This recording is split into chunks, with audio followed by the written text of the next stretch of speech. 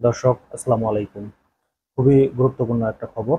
আপনারা জানেন যে ইরান এবং ইসরায়েলের মধ্যে যুদ্ধ ব্যাপক রূপ ধারণ করেছে।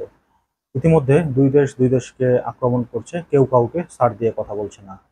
তো এর মধ্যে একটি গুরুত্বপূর্ণ খবর হচ্ছে, ইসরায়েলের যে প্রতিরক্ষা ব্যবস্থা ছিল আয়রন ডোম, যেটা নিয়ে তারা অহংকার করত, সেই আয়রন ডোম ইতিমধ্যে গুঁড়িয়ে মুচড়ে দিয়েছে।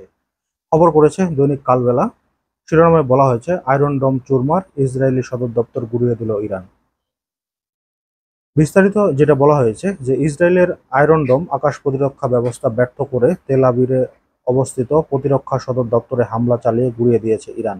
24 ঘন্টার মধ্যে ইরানের দফায় দফায় ইসরায়েলি বিমান হামলার পর তেহরান এই প্রতিশোধমূলক পদক্ষেপ শুরু হয়। খবরটি দিয়েছেন এনডিটিভি। ইসরায়েলের সর্বাধুনিক আকাশ প্রতিরক্ষা ব্যবস্থা আয়রন ডোম মূলত এটা এমন এক ধরনের ক্ষেপণাস্ত্র ব্যবস্থা যা লক্ষ্যবস্তুতে আঘাত হানার আগেই শত্রুর ক্ষেপণাস্ত্রগুলোকে আকাশেই ধ্বংস করতে সক্ষম হয়। বড় ক্ষেপণাস্ত্র তো বটেই, ক্ষুদ্র রকেট ধ্বংস করে দেয় ইসরায়েলের এই আয়রন ডোম। ইহুদিদের কাছে তাদের এই আয়রন ডোম জাতীয় নিরাপত্তা আর গৌরবের প্রতীক হিসাবে ছিল। ইসরায়েল সেই গর্বকে এবার চূর্ণ করে দিল ইরান। যেটা বললাম আর কি, যে তাদের যে আকাশ প্রতিরক্ষা ব্যবস্থা ছিল সেটা কিন্তু সব ধরনের বিপদ কে কিন্তু রক্ষা করতে পারতো, কিন্তু ইরান এখন এমন কিছু অত্যাধুনিক অস্ত্র আবিষ্কার করেছে যেগুলো আসলে আয়রন ডোমের চোখও ফাঁকি দিতে পারে। তো সেটাই উঠে এসেছে এই নিউজে। সংবাদ মাধ্যম দ্য টাইমসে যাচাই করা একটি ভিডিওতে দেখা গেছে তেল আবিবের একেবারে কেন্দ্রস্থলে আঘাত হানে ইরানের ক্ষেপণাস্ত্র, যেখানে ইসরায়েলি প্রতিরক্ষা বাহিনীর সদর দপ্তর বেশ কয়েকটি সামরিক স্থাপনা অবস্থিত। এই ভিডিও ছড়িয়ে পড়ে সামাজিক যোগাযোগ মাধ্যমে। 19 সেকেন্ডের ওই ক্লিপে দেখা যায় ইসরায়েলের আয়রন ডোম একটি ইরানি ক্ষেপণাস্ত্রকে বাধা দেওয়ার চেষ্টা করছে, তবে ক্ষেপণাস্ত্রটি ওই আয়রন ডোম ভেঙে চোখের পলকে প্রতিরক্ষা সদর দপ্তরে আঘাত হানে। ক্লিপটি শুরু হয় বিকট শব্দে বেরিয়ে আসা প্রজেক্টাইল দিয়ে। তারপর আলোর ঝলক, আগুনের একটি গোলা বিকট শব্দে ভবনটিতে আঘাত করে।